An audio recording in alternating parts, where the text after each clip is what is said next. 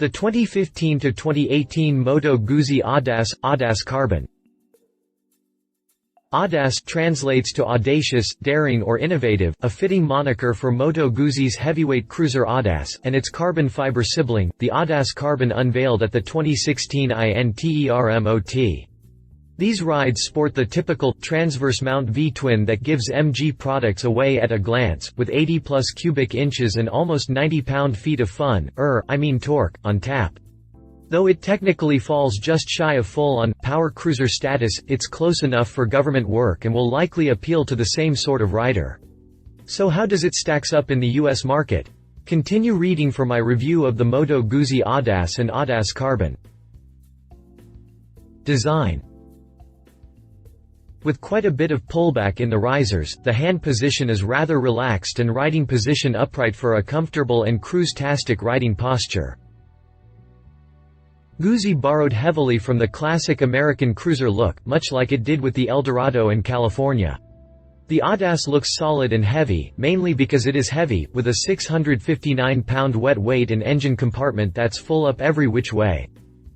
Skinny spokes on the cast wheels somewhat mimic the look of laced rims, and blackout treatment on the fork sliders, exhaust components and shock springs swings over into custom territory. The blackout treatment continues into the drivetrain, but polished cooling fin edges keep the mill from disappearing into the black hole beneath the fuel tank. A gentle slope in the upper lines of the fuel tank merge with a shallow scoop saddle, and molded-in rear turn signals keep the pillionless rear end ultra clean. The drag-style handlebar is rather flat, but there's quite a bit of pullback in the risers, so the hand position is rather relaxed, and riding position upright, and the footpegs are in the right place for a comfortable and cruise-tastic riding posture with a little bit of aggressiveness added liberally therein. The carbon version added to the lineup last year drops the boards in favor of regular pegs and drops the heel-toe shifter while moving the foot position to the rear for a sportier riding posture, and hits the exposed valve covers with a coat of red paint that really sets off the mill and calls attention to the fact that it's a sideways mount V-twin coming at ya. As the ingeniously clever name suggests, the Carbon sports carbon fiber sheet metal for a modern look that leaves the warp and fill of the cloth visible, thus becoming part of the overall look. Chassis. The seat height is a bit tall for a cruiser, but should be manageable for most riders, even with the high center of gravity created by the tall cylinder heads and 5.4-gallon fuel tank. The saddle falls out at 29.1 inches high. While this is low by some standards, it's pretty tall compared to most American cruisers, overall. That said, it should still be manageable for most riders, even with the high center of gravity created by the tall cylinder heads and 5.4-gallon fuel tank. A double downtube, double cradle frame pushes the overall length out to 96.25 inches for a little bit of horizontal stretch that keeps the bike from looking chunky, instead of merely substantial.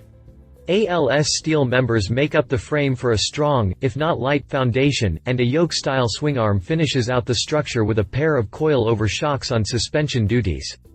The shocks come with adjustable spring preload, but the massive 46 mm front forks run with fixed preload and damping values and nothing in the way of adjustability. Nothing out of the ordinary there, but as adjustable forks become cheaper and more common, I look forward to seeing more in the way of ride control making its way into the cruiser segment. Brembo binders slow this rig with a 4-pot, opposed piston caliper to pinch the dual, 320 mm discs on the front wheel, and a twin-pot caliper biting a 282 mm disc in back. ABS comes standard, but is non-switchable, so you've got it whether you want it or not. Drivetrain.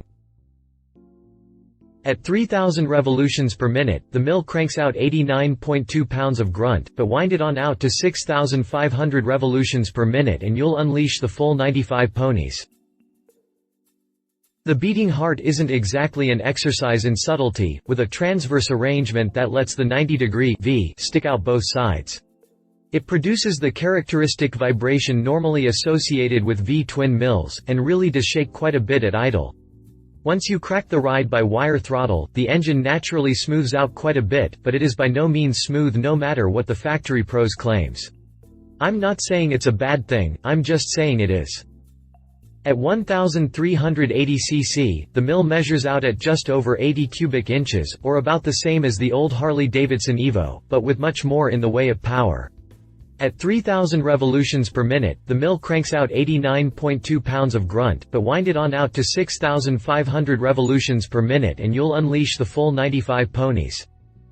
4-valve, dual-ignition heads allow the engine to open up and breathe, and the twin plugs provide positive flame front propagation for complete combustion, all good stuff for emissions, fuel economy and power generation. As usual, the RBW feature and Weber-Marelli fuel injection enables some other cool things, such as the variable engine mapping that gives push-button control over power delivery with 3 separate presets, and a 3-level traction control function so you can dial in for conditions and preference. Price. MSRP is maybe a little high for what you get, but it is an awesome ride.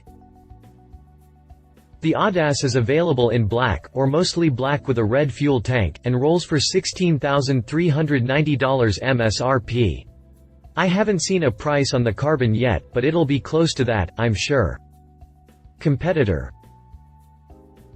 Looks-wise, these two could almost be brothers from another mother. Since the Audace is such an American-looking power cruiser, I felt it only fair to see how it stacks up with a true American ride, so I grabbed a rather non-typical Harley power cruiser for my head-to-head, the Night Rod Special. Looks-wise, these two could almost be brothers from another mother. They seriously have similar overall shapes even if the MG engine and deep scoop HD seat are two obvious differences. Normally I'd say the HD looks more natural to my eye, but the Night Rod is not your typical Harley, and both have charms all their own. The Night Rod draws up a little shorter at only 96.1 inches long overall, but it also is a bit more low-slung with a 26.6-inch, unladen seat height. Harley also carries a bit more rake up front with inverted forks for an overall more aggressive stance that I find appealing. Both rides run dual front brakes, but HD uses 4-pot calipers all around where MG drops down to a 2-piston binder in back, and both come with non-switchable ABS.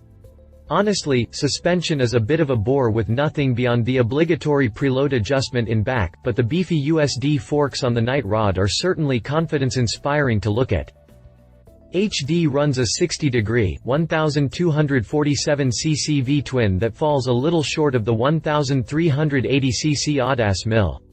Harley typically falls behind in engine controls here, with no sort of variable engine maps or traction control, a glaring technology gap that does nothing to help the brand on the world stage, to say the least. If there's any good news for HD here, it's surprisingly in the performance department. The Night Rod pushes out 83.4 pounds of grunt versus 89.2 foot-pounds from the Audace. Too bad you have to wind the HD up tighter than Dick's hatband to a lofty 6,750 revolutions per minute to get it all. Pricing is closer than you might imagine, with the Night Rod still coming out the prouder at $17,849 over the $16,390 tag on the Audace. I hate to say that, to me, this means both are overpriced, but it is what it is. He said. My husband and fellow motorcycle rider, T.J. Hinton, says, I've always had an appreciation for MG, but I almost get a sense of déjà vu looking at this ride, 'cause it looks so much like a domestic ride. Not so much to qualify as a ripoff, mind you, just familiar enough to blend in a bit. The performance, however, is a definite selling point, and the electronic controls are the bee's knees, but I'll tell ya one thing, even as a longtime Harley rider, the vibration was a little shocking. Rubber engine mounts will only absorb so much, after all. I'm afraid the price is a deal killer for me. Were I in the market for something like this, I'd be tempted to go for the Night Rod instead, since my skillset was in place decades before traction control and power delivery modes were a thing, and I don't need those crutches. She said. Even though it is built on the California platform, the Audace, and its cousin the Eldorado, are not simply continuations of that California family. The Audace is the bad boy performance side of the house, whereas the Eldorado is the bad boy cruiser side. Both have awesome styling and Italian sexiness. The bars are a bit wide for my liking and the rider triangle a bit more aggressive than I would go for, but all in all, an awesome ride. Specifications. References. Moto Guzzi Eldorado. See our review of the Moto Guzzi Eldorado. Harley-Davidson Night Rod Special. See our review of the Harley-Davidson Night Rod Special. If you liked this video, please share your thoughts in the comments below and don't forget to hit the subscribe button.